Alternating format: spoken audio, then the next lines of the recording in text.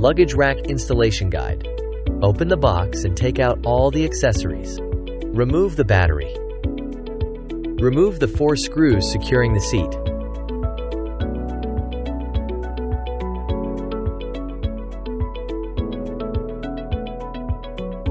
Pull the seat backward to remove it. Remove the original mounting screws from the vehicle. Align the bracket with the mounting holes.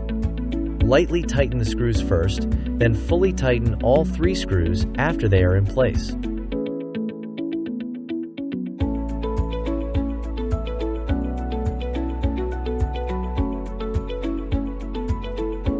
Place the seat back on and push it forward until it clicks into place.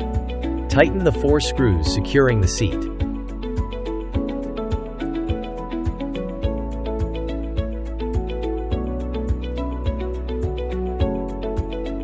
Install the battery onto the vehicle.